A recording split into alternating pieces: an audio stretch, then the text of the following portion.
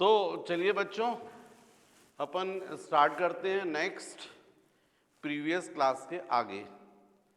आज अपन को देखना है application of first law of thermodynamics. तो उसमें सबसे पहले अपन देखते हैं फर्स्ट आइसोथर्मल प्रोसेस। कौन सी प्रोसेस बच्चों? Isothermal process. आइसोथर्मल प्रोसेस, ठीक है। Isothermal process, the process in which temperature remains constant is called isothermal process. मतलब ऐसी प्रोसेस जिसमें टेम्परेचर कांस्टेंट रहता है उसको अपन बोलते हैं आइसोथर्मल प्रोसेस। नेम से भी समझ में आ रहा है, isothermal. The process in which temperature remains constant is called isothermal process, right. तो इसके लिए ज़्यादा अच्छा है कि मैं थोड़ा एग्जाम्पल लेकर आपको समझाऊं। आप लोगों ने वो देखा होगा साइकिल में हवा भरने वाला पंप, उसमें इस तरीके से हैंडल लगा रहता है और यहाँ से जब आप इसको कंप्रेस करते दबाते हैं या ऊपर खींचते हैं, इस तरीके से साइकिल में हवा भरने वाले पंप को आपने देखा होगा, प्रेस करते हैं फिर ऐसा उठाते हैं, फिर इस तरीके से साइकिल में हवा भरते हैं। तो बच्चों आप लोगों ने यदि प्रैक्टिकली देखा होगा, पूरा ये आयरन का रहता है पाइप, उसके अंदर पिस्टन लगा रहता है, फिर उसको प्रेस करते हैं। यदि उसको धीरे से दबाया जाए, ऊपर खींचा जाए, फिर कंप्रेस, फिर एक्सपांशन, फिर कंप्रेशन, ऐसे पुश करें ऊपर ले जाए, फिर पुश करें फिर ऊपर ले जाए, आपको प्रैक्टिकली देखने मिलेगा। यदि स्लो करोगे आप तो टेम्परेचर चेंज नहीं होगा। यदि स्लो ऑपरेट करोगे तो टेम्परेचर चेंज नहीं होगा। आप प्रैक्टिकली अपने हैंड्स को ही देखिएगा, ऐसे ये हाथ हैं और इन्हीं को धीरे धीरे इस तरीके से आप रगड़िएगा, आपको देखने मिलेगा कोई फर्क नहीं पड़ेगा, टेम्परेचर चेंज नहीं होगा। लेकिन इन्हीं को आप ऐसा करेंगे बहुत तेजी के साथ तो आपके हाथ गर्म हो जाएंगे। यही चीज़ वो साइकिल में हवा भरने वाले पंप का है। उस पंप को यदि फास्ट ऑपरेट करेंगे, साइकिल में हवा भरने के लिए तेजी के साथ पुश करेंगे, फिर पुल, पुश फिर पुल, ऐसा यदि तेजी के साथ ऑपरेट करेंगे तो आपको देखने मिलेगा ये पंप थोड़ी देर में गर्म हो जाएगा। ये आप लोगों ने प्रैक्टिकली देखा होगा। तो बच्चों जब ये पंप गर्म नहीं हो रहा है या हैंड्स को आप धीरे धीरे रब कर रहे हो ऐसे और गर्म नहीं हो रहे हैं, तो ऐसी प्रोसेस को अपन क्या बोल रहे हैं? Isothermal process. The process in which temperature remains constant is called isothermal process. अब बच्चों यदि मैंने ये आपको एग्जाम्पल दिया है तो उससे आप समझ गए हो ये प्रोसेस कैसी प्रोसेस है? स्लो प्रोसेस है। इसका मतलब this is a slow process.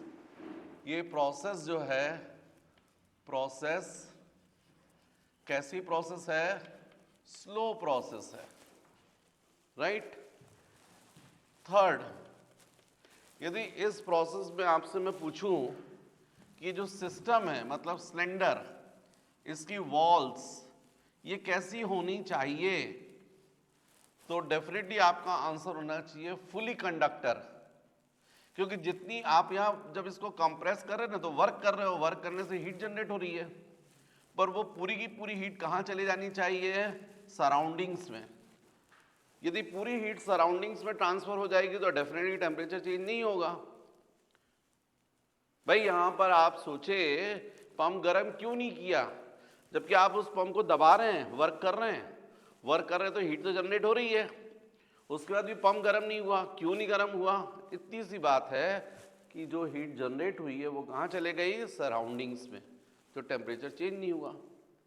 मतलब यहाँ की पूरी हीट सराउंडिंग में जाए ये तभी पॉसिबल है जब इस सिस्टम सिलेंडर की वॉल्स कैसी हों? फुली कंडक्टर, ठीक है। इसको बोलते हैं डायथर्मिक। जब हीट पूरी ट्रांसफर होती है तो उसको बोलते हैं डायथर्मिक या कंडक्टर। तो यदि मैं इसमें पूछूं कि वॉल्स ऑफ सिस्टम कैसी होनी चाहिए, वॉल्स, वॉल्स ऑफ सिस्टम, तो आपका आंसर होना चाहिए फुली कंडक्टर, इसी को डायथर्मिक बोलते हैं। फोर्थ पॉइंट बच्चों, ये जो प्रोसेस होती है जिसमें टेम्परेचर सेम रहता है, आपने प्रेशर अप्लाई किया, प्रेशर इंक्रीज किया, वॉल्यूम कम हो गया, लेकिन उसके बावजूद टेम्परेचर कैसे मेंटेन है, कांस्टेंट।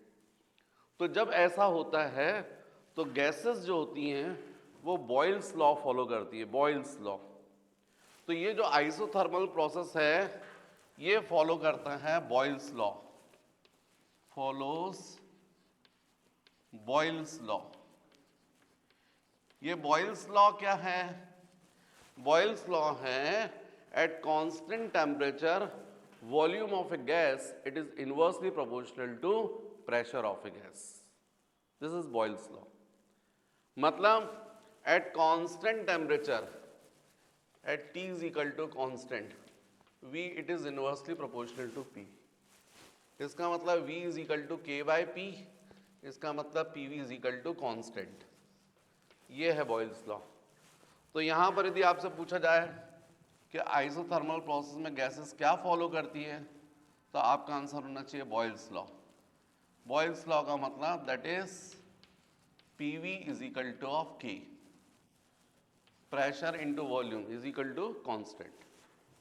तो फिर यदि ये मैंने आपको समझा दिया तो फिर आपके लिए बहुत आसान हो गया। अच्छा, एक और चीज है, पहले और थोड़ा सा अपन बात कर लें। आइसोथर्मल प्रोसेस जो है उसमें T कांस्टेंट है, टेम्परेचर कैसा है, कांस्टेंट, टेम्परेचर कांस्टेंट है ना। और आप लोग याद करो, मैंने आपको इंटरनल एनर्जी से रिलेटेड समझाया था, टेम्परेचर का डायरेक्ट रिलेशन किससे, इंटरनल एनर्जी। यदि टेम्परेचर चेंज होगा तो इंटरनल एनर्जी चेंज होगी, और टेम्परेचर चेंज नहीं हो रहा है मतलब इंटरनल एनर्जी भी चेंज नहीं होगी। तो जब यहां पर टेम्परेचर कांस्टेंट है, T कांस्टेंट है, तो डेल T कितना होगा, 0।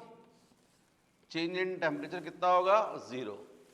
और जब चेंज इन टेम्परेचर 0 होगा तो चेंज इन इंटरनल एनर्जी भी क्या होगी, 0। टेम्परेचर चेंज नहीं, इंटरनल एनर्जी भी चेंज नहीं। तो फिर यदि मैं बात करूं by first law of thermodynamics,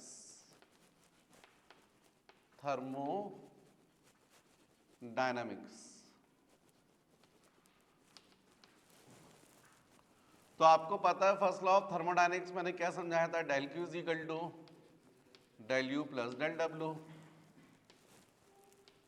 और यहां पर डेल यू की वैल्यू कितनी है, 0।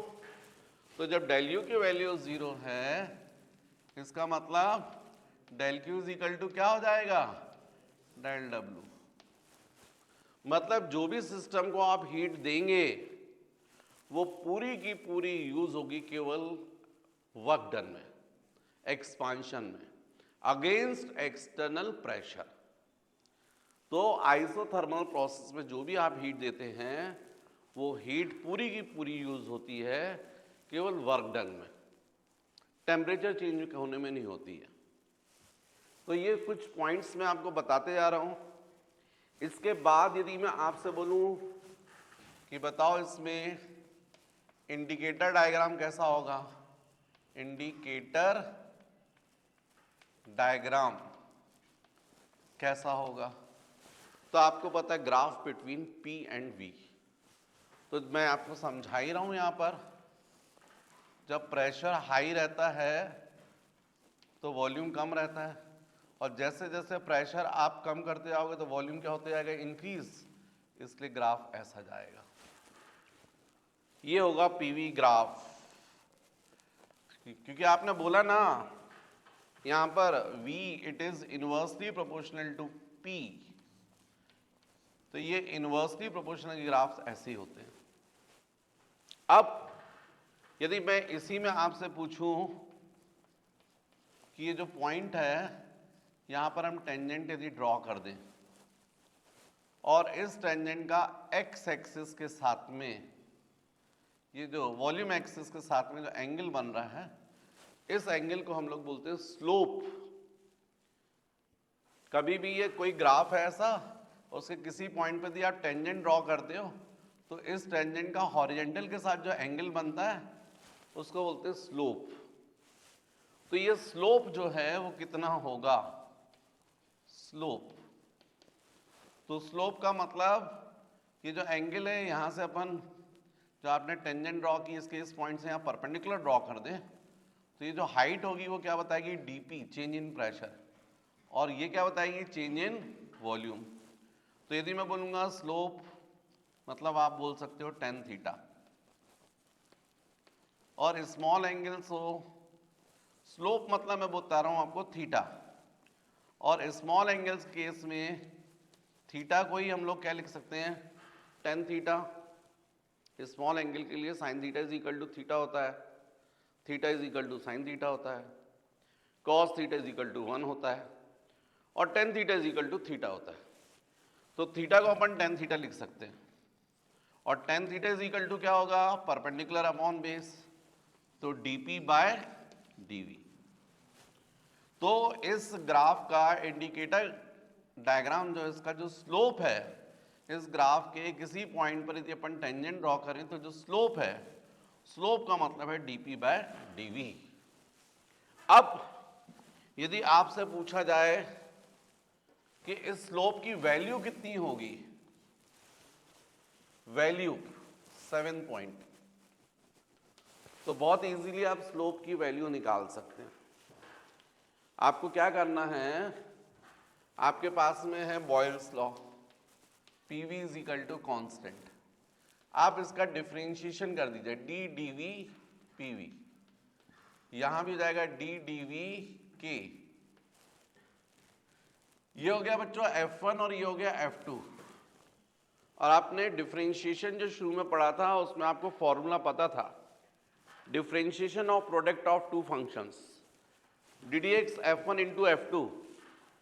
तो आप सबको पता था first function into differentiation of second function plus second function into differentiation of first function, और सबको पता था कांस्टेंट का डिफरेंशिएशन 0। ये हो जाएगा p into dv by dv cancel हो गया 1, फॉर्मूले के हिसाब से भी सोचोगे तो भी बनाएगा 1 v to the power 1 minus 1, 1 minus 1 मतलब 0, v टू द पावर 0, किसी भी नंबर के पावर 0 की वैल्यू कितनी होती है 1, तो कुल मिलाकर ये 1 आ जाएगा, plus v into D P by D V is equal to 0। तो अब इसको ट्रांसफर कर दीजिए, तो v into D P by D V is equal to of minus P, तो D P by D V is equal to क्या हो जाएगा, माइनस पी बाई वी। और D P by D V को अपन क्या बोल रहे हैं, स्लोप थीटा, इसका मतलब थीटा इज इक्वल टू होता है minus P by V, pressure upon volume. और माइनस साइन ये बता रहा है कि जो स्लोप है वो नेगेटिव है। नेगेटिव और पॉजिटिव का मतलब समझो आप, यदि आपने ग्राफ ड्रॉ किया, ऐसा ग्राफ होता और इसके किसी पॉइंट पर टेंजेंट ड्रॉ करते, तो इस टेंजेंट का हॉरिजॉन्टल के साथ एंगल ऐसा बनता। एंगल हमेशा कहां से लेते हैं, हॉरिजॉन्टल से, तो ऐसा बनता। ये जो एंगल दिख रहा है आपको कैसा दिख रहा है, anti clockwise. Anti clockwise direction में एंगल कैसे होते हैं, पॉजिटिव। यहां पर ये स्लोप बता रहा है कि नहीं, स्लोप कैसा रहेगा, नेगेटिव। इसका मतलब जो ग्राफ है वो ऐसा नहीं रहेगा बल्कि ऐसा रहेगा। इसके किसी पॉइंट पर आप टेंजेंट ड्रॉ करेंगे, इसका हॉरिजॉन्टल के साथ जो एंगल ऐसा रहेगा, क्लॉकवाइज। अब दोनों बातों में फर्क समझो। इसने बताया स्लोप नेगेटिव, इसका मतलब है कि जब प्रेशर हाई रहेगा तो वॉल्यूम कम रहेगा, और जब प्रेशर कम तो वॉल्यूम ज्यादा रहेगा। लेकिन यदि ऐसा ग्राफ होता तो ये तो अलग ही शो कर रहा है, जब प्रेशर कम है तो वॉल्यूम भी कम है, और जब प्रेशर ज्यादा है तो वॉल्यूम भी ज्यादा है। तो जबकि ऐसा है ही नहीं, इसीलिए कभी भी बॉयल्स लॉ ये बता रहा है कि जब प्रेशर हाई होता है तो वॉल्यूम कम होता है। मतलब साइकिल में हवा भरने वाले पंप को जो आप दबाओगे, प्रेशर ज़्यादा दोगे तो वॉल्यूम क्या हो जाएगा, कम। और जब प्रेशर कम होगा तो वॉल्यूम ज़्यादा होगा, राइट। तो मैंने आपको बच्चों यहाँ पर पॉइंट्स बताए हैं, आइसोथर्मल प्रोसेस के कुछ पॉइंट्स हैं, मैं रिपीट कर रहा हूँ, जरा सुनिएगा फिर से। Isothermal process definition: the process in which temperature remains constant is called isothermal process. Second, this is slow process. Third, in this process the walls of system should be conductor. Fourth, this process follows Boyle's law, that is PV is equal to constant. Fifth, since in this process the temperature of system remains constant, therefore change in temperature is equal to 0, therefore change in internal energy 0. Therefore, by first law of thermodynamics, what is first law of thermodynamics? Del Q is equal to del U plus del W, and since del U is equal to 0, therefore del Q is equal to del W. That means when the heat is supplied to the system, then it is completely utilized for the expansion of system against constant pressure. Next, indicator diagram, graph between pressure and volume. तो definitely graph हो गया, इसका जो slope है, इसके graph के किसी point पर यदि हम टेंजेंट ड्रॉ करते हैं तो इस टेंजेंट का हॉरिजॉन्टल के साथ जो एंगल होता है उसको बोलते हैं स्लोप। तो ये स्लोप मतलब dp बाय dv, स्लोप की वैल्यू हमने निकाली तो वो आपके सामने है, राइट। अब केवल एक पॉइंट आपका बचा है, 8th point, work done in isothermal process. तो आपको एग्जाम में अकेला क्वेश्चन आ जाता है, सिंगल क्वेश्चन, या तो क्वेश्चन ऐसा बनेगा, define isothermal process and right the short notes on isothermal process, पूरे पॉइंट्स बताने पड़ेंगे, ज्यादा मार्क्स का आएगा। या अकेला क्वेश्चन बन जाता है, derive expression for the work done in isothermal process, जो अब मैं इसके बाद बताने वाला हूं। बोर्ड पर जगह नहीं है तो मैं चाह रहा हूं सारे बच्चे पहले नोट कर लें, फिर मैं 8th पॉइंट आपका जो है work done in isothermal process फिर डिराइव करा दो। जब तक जल्दी से आप लोग कॉपी कर लीजिए बच्चों। तो बच्चों next 8th point, work done in isothermal process, work done in isothermal process, ठीक है। तो देखो बच्चों, एक चीज तो आप ये समझ ही गए थे कि इसमें इंडिकेटर डायग्राम कैसा था, पीवी ग्राफ, और इस ग्राफ का हमेशा जैसे ये ए बी सी डी, ये वॉल्यूम एक्सिस है, ये V1 वॉल्यूम और ये V2, और यदि हम इस ग्राफ का ये एरिया फाइंड करेंगे तो ये एरिया क्या बताएगा, वर्क डन, ऐसा मैंने आपको समझाया है। तो work done is equal to आप बोलोगे area A B C D. अब ये एरिया एक्चुअल में कैसा होगा, तो integration P into D V होगा, कहां से कहां, फ्रॉम V1 टू V2। वैसे भी ये वर्क के लिए भी अपन ने यही ड्राइव किया था, आप डायरेक्ट भी कर सकते हो, पर मुझे थोड़ा सा ये बताना था कि एरिया के हिसाब से भी समझो, आप दोनों हिसाब से समझो। तो अब इसका आप इसको सॉल्व कीजिए, तो अब आप सबको पता है PV is equal to constant, है कि नहीं। बॉयल्स लॉ फॉलो कर रहा है ना आइसोथर्मल प्रोसेस में। भाई तुम पेन बंद कर लो यार, पहले समझ लो फिर नोट करना। तो यहां पर P इज इक्वल टू क्या हो जाएगा, K upon V। P is equal to क्या हो जाएगा, K बाई V, कॉन्स्टेंट। यहां पर वैल्यू रख दो, तो work done is equal to integration P की जगह क्या जाएगा, K by V into of dV from V1 to V2, means W is equal to constant K क्या हो गया, बाहर निकल गया, अब यहां पर हो गया integration 1/v into of dv from v1 to v2, right. But बच्चों यहां पर जो एक स्टेप है ना, यहां प्रेशर की जो वैल्यू रखनी है अपन को थोड़ा सा उसमें चेंज करना है, मुझसे मिस हो गया था।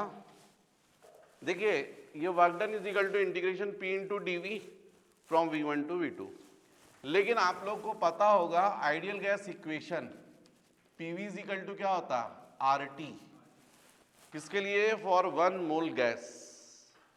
तो यदि मैं आपसे बोलूं p इज इक्वल टू, तो आप बोलोगे RT बाय V, है ना। R what is R, universal gas constant, T absolute temperature and V volume.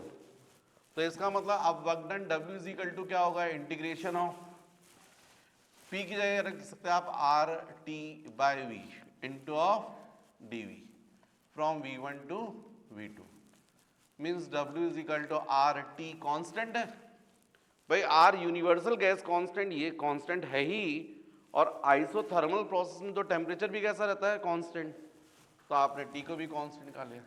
Integration 1/v into dv from v1 to v2, means W is equal to RT, यहां पर हो जाएगा ये log v base E from v1 to v2।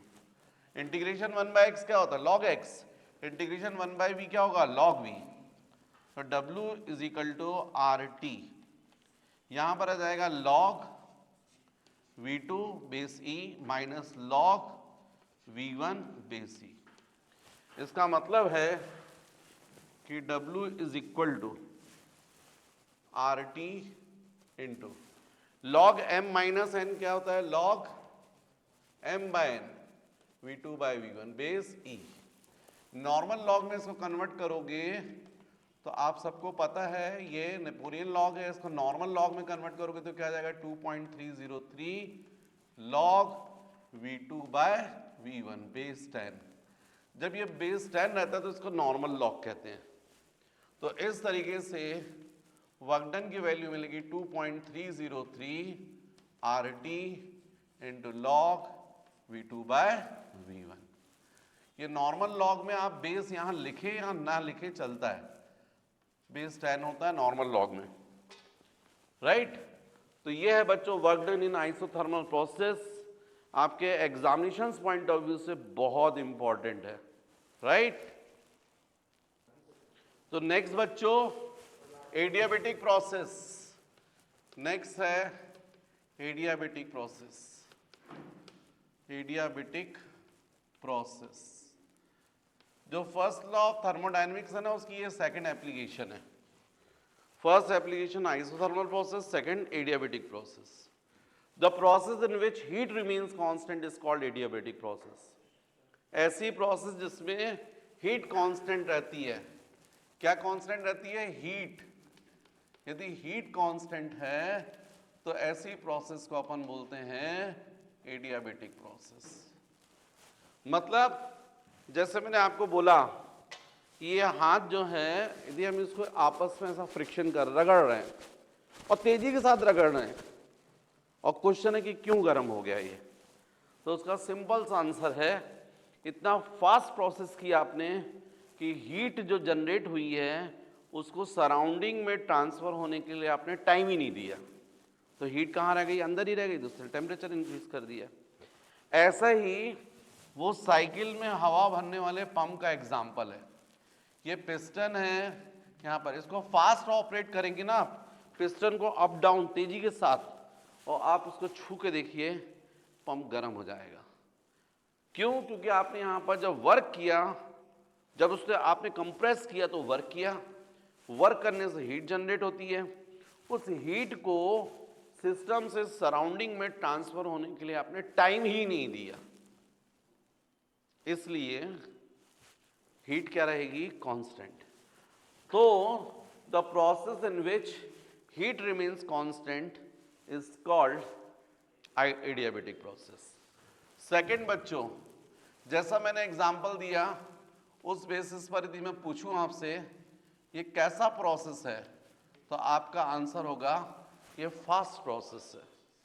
यदि मैं इसमें आपको पूछूं कि वॉल्स ऑफ सिस्टम ये कैसी होनी चाहिए, तो आपका आंसर होना चाहिए फुली इंसुलेटर, क्योंकि हीट को आप नहीं चाहते कि यहां सिस्टम से कहां जाए, सराउंडिंग में। तो इसका मतलब वॉल्स ऑफ सिस्टम कैसी होनी चाहिए, इंसुलेटर। हालांकि इसको इंसुलेटर ना बोल के बोलते हैं एडियाबेटिक। जैसे अपन वहां पर जब कंडक्टर थे तो क्या बोलते थे, डायथर्मिक, वैसे इंसुलेटर ना बोलकर इसको क्या बोलते हैं, एडियाबेटिक। फिर फोर्थ, इस सिस्टम में बच्चों गैसेस जो हैं वो गैल्यूसक लॉ जो है, पॉइजन्स लॉ, उसको फॉलो करती है। ये पॉइजन्स लॉ क्या होता है, PV gamma is equal to K, PV gamma is equal to K. यहां पर गामा जो होता है वो होता है सीपी अपॉन सीवी। ये सीपी का मतलब होता है specific heat of a gas at constant pressure, और सीवी का मतलब होता है specific heat of a gas at constant volume. तो गामा मतलब सीपी अपॉन सीवी। गैसेस में दो स्पेसिफिक हीट होती है, एक कांस्टेंट प्रेशर पर और एक कांस्टेंट वॉल्यूम पर, और इन दोनों स्पेसिफिक हीट का जो रेशियो होता है उसको बोलते हैं गामा। तो यहां पर गैल्यूसक लॉ ये है कि PV gamma is equal to क्या होता है, के कांस्टेंट। फिर नेक्स्ट फिफ्थ, यहां पर भी अपन बात करें तो अब पहले वो कर लेते हैं। तो हमको मालूम है यहां पर एडियाबेटिक प्रोसेस है, इसमें Q क्या है, कांस्टेंट, हीट क्या है, कांस्टेंट। तो चेंज इन हीट कितना होगा, 0। भाई हीट कांस्टेंट है तो चेंज कितना होगा, 0। अब चेंज यदि 0 है तो हमको मालूम है फर्स्ट लॉ ऑफ थर्मोडायनेमिक्स क्या होता है, del Q is equal to del U plus del W. अब डेल क्यू की वैल्यू 0, तो 0 is equal to del U plus del W. तो del U is equal to क्या जाएगा, माइनस ऑफ डेल डब्ल्यू, है ना। मतलब इंटरनल एनर्जी में जो चेंज है वो कैसा होगा, माइनस ऑफ डेल डब्ल्यू। इसका मतलब है कि जब डेल डब्ल्यू पॉजिटिव होगा तो डेल यू माइनस होगा, नेगेटिव। इंटरनल एनर्जी नेगेटिव का मतलब है कि टेम्परेचर क्या होगा, डिक्रीज। अब डेल डब्ल्यू पॉजिटिव कब होता है, ये मैंने समझाया था एक्सपांशन में। जब एक्सपांशन होता है तो वर्क डन हमेशा क्या माना जाता है, पॉजिटिव। कॉम्प्रेशन में वर्क कैसा माना जाता है, नेगेटिव। तो आप देखो प्रेशर कुकर का एग्जांपल, आपको मालूम है प्रेशर कुकर में जब विसिल बजना चालू हो जाती है तो सही मायने में स्टीम का क्या होता है, एक्सपांशन, और टेम्परेचर क्या होता है उसका, डाउन। कुकर का टेम्परेचर क्या हो जाएगा, कम। तो यदि मान लीजिए आप प्रेशर कुकर जो है उसकी विसिल जब आपने गर्म कर दिया और उसके बाद विसिल को लेकर ओपन कर दिया, निकाल दी, तो पूरी भाप बाहर निकल जाएगी, क्या होगा, एक्सपांशन होगा। तो इसका मतलब टेम्परेचर क्या होगा, डिक्रीज होगा। भाई यहां पर डेल डब्ल्यू जब प्लस तो डेल यू क्या हो जाएगा, माइनस। इंटरनल एनर्जी जो है वो नेगेटिव हो जाएगी। इंटरनल एनर्जी नेगेटिव का मतलब टेम्परेचर क्या होगा, डिक्रीज होगा। यही रीजन है कि जो फैन है या कूलर हैं वो कूलिंग करते हैं, क्योंकि जब फैन घूमता है तो हवा को क्या करता है, फैलाता है, एक्सपांशन, राइट। तो इंटरनल एनर्जी क्या होगी, डिक्रीज, मतलब टेम्परेचर क्या होगा, डिक्रीज। कूलर में भी सेम वर्क है। कूलर का कूलिंग करने के दो रीजन है। एक रीजन तो वो है ही कि फैन के पीछे जो वाटर वगैरह और वो क्या बोलते हैं उसको, क्या खस वगैरह लगी रहती है ना, गीली रहती है, ठंडी रहती है। एग्जॉस्ट जो है वो खींचता है हवा को, तो चूंकि वो ठंडी हवा को खींचता है इसलिए अंदर ठंडी हवा फेंकता है। लेकिन दूसरा रीजन ये भी है कि वो जो फैन है उसकी ब्लेड्स के कारण जब अंदर हवा जाती है तो क्या होती है, फैलती है, एक्सपांशन होता है। एक्सपांशन होने की वजह से टेम्परेचर क्या हो जाता है, डिक्रीज। एक्सपांशन की वजह से इंटरनल एनर्जी क्या हो जाती है, डिक्रीज, और इसलिए कूलिंग करने लगता है। तो दो रीजन है उसकी, राइट, क्लियर। नेक्स्ट, ये मैंने आपको एक चीज समझाई। अच्छा, जब डेल डब्ल्यू नेगेटिव होगा तो डेल यू क्या होगा, पॉजिटिव। डेल डब्ल्यू नेगेटिव कब होगा, जब आप कंप्रेशन करेंगे, पंप को दबाएंगे। इसलिए जब पंप को दबाते हैं तो उस वक्त पंप गर्म होता है। क्यों होता है, क्योंकि जब आप दबाते हैं तो कंप्रेशन में वर्क नेगेटिव, तो वर्क नेगेटिव तो माइनस इंटू माइनस क्या जाएगा, प्लस। तो इंटरनल एनर्जी क्या होगी, प्लस, मतलब टेम्परेचर क्या होगा, इंक्रीज। तो ये हो गया बच्चों आपका फिफ्थ पॉइंट। सिक्स पॉइंट, यदि मैं इसमें आपसे बोलूं कि इंडिकेटर डायग्राम कैसा होगा, तो अभी भी इंडिकेटर डायग्राम में वही बात होगी, प्रेशर आप जब हाई रहेगा तो वॉल्यूम कम रहेगा, क्योंकि आपको दिख रहा ना PV gamma is equal to K, तो इसका मतलब V to the power gamma is equal to K by P। के तो कांस्टेंट है, मतलब जब प्रेशर ज्यादा रहेगा तो V to the power gamma की वैल्यू क्या रहेगी, कम, मतलब वॉल्यूम की वैल्यू भी क्या हो जाएगी, कम। तो प्रेशर जब हाई रहता है तो वॉल्यूम कम होता है। अब यहां पर अभी भी वही बात होगी, यदि मैं बोलता हूं आपसे इसके किसी पॉइंट पर टेंजेंट ड्रॉ करोगे तो हॉरिजॉन्टल के साथ जो एंगल बनेगा उसको आप क्या बोलोगे, स्लोप। और ये स्लोप जो थीटा है इसकी वैल्यू अभी भी क्या होगी, dP बाय dV।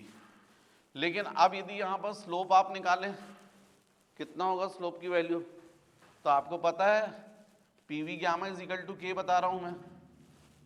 तो आप स्लोप फाइंड करने के लिए इसको क्या करोगे, डिफरेंशिएशन करोगे, d dV PV gamma is equal to d dV K, दोनों तरफ डिफरेंशिएट करोगे तो आपको क्लियर दिख रहा है, ये कह रहा है F1 और F2, तो F1 into d dV of V to the power gamma plus V to the power gamma into dP by dV is equal to of 0। तो अब ये हो जाएगा P इंटू, यहां पर क्या आएगा, gamma V to the power gamma minus 1 plus V to the power gamma dP by dV is equal to 0। V to the power gamma dP by dV is equal to minus of, ये transfer होगा तो gamma into P into V to the power gamma minus 1, ये P gamma P into V to transfer होकर उस side हो गया, तो dP by dV is equal to minus gamma P V to the power gamma minus 1 upon V to the power of gamma. इसका मतलब dP by dV is equal to minus gamma into P, और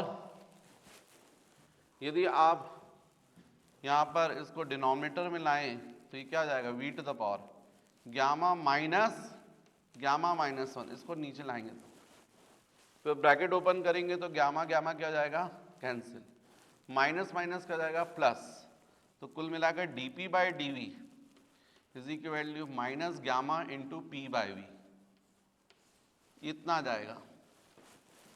यदि इस slope को हम theta से denote करें और यदि एडियाबेटिक है तो थीटा ए, थीटा ए का मतलब स्लोप इन एडियाबेटिक प्रोसेस। इसके पहले आपने आइसोथर्मल प्रोसेस में भी स्लोप देखा था, वो आया था माइनस P बाई V, वहां स्लोप क्या आया था, माइनस P बाई V। उस स्लोप को सपोज मैं थीटा से डिनोट कर रहा हूं पर I लिख दे रहा हूं, I का मतलब स्लोप इन आइसोथर्मल प्रोसेस, और यहां पर ये इसको मैं लिख रहा हूं स्लोप इन एडियाबेटिक। और आपको क्लियर दिखाई दे रहा है कि theta A is equal to, यदि मैं यहां गामा को अलग कर दूं तो ऐसा जाएगा और अंदर क्या जाएगा, माइनस P बाई V। क्यों भाई, गामा अलग कर दूं तो क्या जाएगा, माइनस P बाई V। तो इसका मतलब theta A is equal to gamma, इसकी जगह मैं क्या लिख सकता हूं, थीटा आई। इसका मतलब एडियाबेटिक प्रोसेस में जो स्लोप होता है वो कितना होता है, जितना आइसोथर्मल प्रोसेस में स्लोप है उससे गामा टाइम्स ज्यादा होता है, राइट।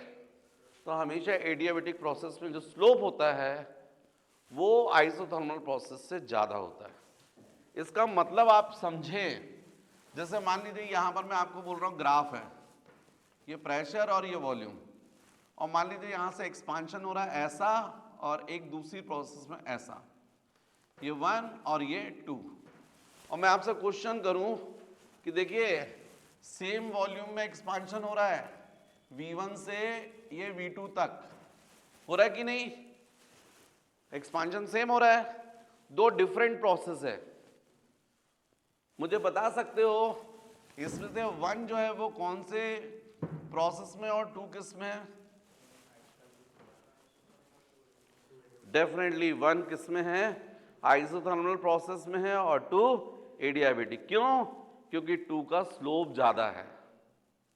यदि ब्रिज है, दो ब्रिज बने हुए हैं, यदि मैं बोल रहा हूं ये एक ऐसा ब्रिज है और इसमें से आप ये बॉल को लुढ़का रहे हो, और ऐसे ही एक और ब्रिज है ऐसा है, इसमें बॉल को लुढ़का रहे हो, कौन सी बॉल फास्ट नीचे जाएगी? नीचे वाली। क्यों? स्लोप ज्यादा है। स्लोप मतलब हॉरिजॉन्टल के साथ एंगल। वैसा ही यहां पर भी देखो, यहां पर आपको दिख रहा है इसका स्लोप कम है और इसका स्लोप ज्यादा है, और डेफिनेटली यहां जो मैंने बनाया है वो एक्सपांशन में बनाया है, V1 से लेकर V2 तक हुआ है।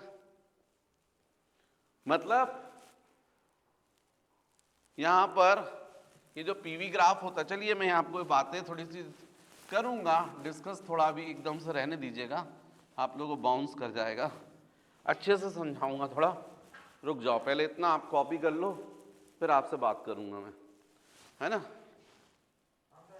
देखो बच्चों, यदि मैं आपसे पूछूं यहां पर ग्राफ, ये P और V जैसा अपन ने पढ़ा उस बेसिस पर, ये स्टार्टिंग पॉइंट है, ये ऐसा, ये V1 वॉल्यूम और इसके करस्पॉन्डिंग V2, तो आपको क्लियर समझ में आ रहा है कि ये जो ग्राफ बना हुआ है AB और AC, ये कौन सी प्रोसेस में बना हुआ है? एक्सपांशन। भाई A पॉइंट से एक्सपांशन स्टार्ट हुआ कहां तक? B तक, और एक AC। यदि मैं पूछूंगा ये AB जो ग्राफ है वो कौन सी प्रोसेस के लिए है और AC किस प्रोसेस के लिए है, तो आप तुरंत बोल देंगे AB जो है वो कौन सी प्रोसेस के लिए है? बोलो। आइसोथर्मल, है ना? और AC ग्राफ किसके लिए है? एडियाबेटिक। कैसे पहचाना? क्योंकि स्लोप ज्यादा है, ग्राफ 2 का स्लोप जो है वो ज्यादा है। आपको क्लियर दिख रहा है, ये जो हॉरिजॉन्टल के साथ जो एंगल दिख रहा है वो ज्यादा है, और ये एंगल कैसा दिख रहा है आपको? कम। जिसमें स्लोप ज्यादा है वो कौन सा ग्राफ? एडियाबेटिक, है ना? अब एक और चीज मैंने समझाई थी आपको, ये जो ग्राफ होता है वॉल्यूम एक्सिस के साथ में जितना एरिया कवर करता है उसको हम क्या बोलते हैं? Work done. तो मान लीजिए इसको अपन D नेम देते हैं और इसको E, तो यदि हम वर्क डन देखते हैं इन आइसोथर्मल प्रोसेस, तो आप क्या बोलोगे? Is equal to area ABDE, ABD, ये पूरा एरिया बोलोगे आप, क्यों भाई? और यदि यही चीज मैं बोलूंगा work done in adiabatic process, तो अब आप बोलोगे ACDE, ये वाला एरिया बोलोगे ACDE। तो आपको क्लियर दिख रहा है कौन सा एरिया ज्यादा दिख रहा है? ये वाला, है ना? इसका मतलब है कि W1 जो है वो ग्रेटर होगा W2 से, मतलब सेम एक्सपांशन हो रहा है V1 से V2 तक, एक किस प्रोसेस में? आइसोथर्मल, और एक किस में? एडियाबेटिक। किस में वर्क ज्यादा होगा कि एक्सपांशन में? तो आपका आंसर होगा आइसोथर्मल। अब इसका उल्टा देखो, ये मैंने एक ग्राफ बनाया, ये P और ये V, और ये इनिशियल पॉइंट है, और यहां से ऐसा ग्राफ गया है, और ये देख रहे हो आप, ये स्टार्टिंग पॉइंट है, एक ये B है और एक C है।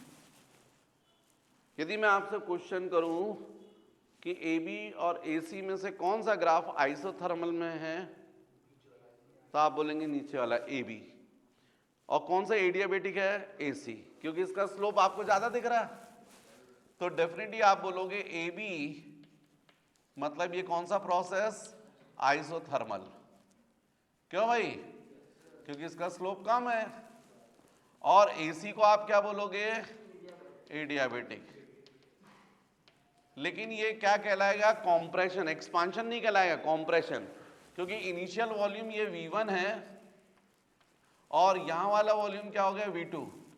तो आपको क्लियर दिख रहा है कि V2 जो है वो लेस है V1 से, V1 की वैल्यू ज्यादा है, इनिशियल वॉल्यूम ज्यादा था और बाद में क्या हो गया, कम। तो अब यदि मैं आपसे पूछूं वर्क डन, तो आपको बोलूं W1 मतलब work done in isothermal process, तो आप बोलेंगे ये वाला एरिया ए बी और D E, A B D E, ये एरिया। और W2 work done in adiabatic process, तो आप बोलोगे एरिया ए सी डी ई। और आपको कौन सा एरिया ज्यादा दिख रहा है, ये वाला है ना, ये देखो ग्राफ ऊपर है, ज्यादा एरिया कवर करेगा। तो इसका मतलब W2 जो होगा वो ग्रेटर होगा किससे, W1 से। तो इसका मतलब कॉम्प्रेशन, सेम कॉम्प्रेशन हो रहा है, तो वर्क किस प्रोसेस में ज्यादा होता है, डेफिनेटली एडियाबेटिक प्रोसेस में वर्क डन ज्यादा होता है। जबकि एक्सपांशन में देखो किस में ज्यादा होता है, आइसोथर्मल। तो ऐसे क्वेश्चन के जवाब आप तभी दे पाओगे जब आपके सब कॉन्सेप्ट्स क्लियर रहेंगे। यदि मैं बोलूं आपको टायर बस्ट हो गया, ये किस चीज का एग्जाम्पल है, तो आपका आंसर होना चाहिए एडियाबेटिक, क्योंकि कैसी प्रोसेस हुई है, फास्ट प्रोसेस हुई है ना। टायर में हवा भरी और बस्ट हो गया, तो तुरंत बस्ट हुआ ना, एकदम से सडनली निकलेगी एयर। तो कौन सा प्रोसेस हुआ ये, एडियाबेटिक एक्सपांशन। तो जब एक्सपांशन होगा तो इसका मतलब टायर ठंडा हो जाना चाहिए। आप पकड़ के देखिए, आप किसी का टायर जब बस्ट होता है तुरंत जाकर उसके टायर को छू के देखिए, आपको पता चलेगा वो टायर ठंडा हो गया। क्यों, क्योंकि एकदम सडनली एक्सपांशन हुआ, मतलब इंटरनल एनर्जी क्या हुई है, डिक्रीज, मतलब टेम्परेचर क्या हुआ है, डिक्रीज, राइट। तो नेक्स्ट अपन देखते हैं बच्चों work done in adiabatic process. अभी इसको जल्दी से कॉपी कर लीजिए।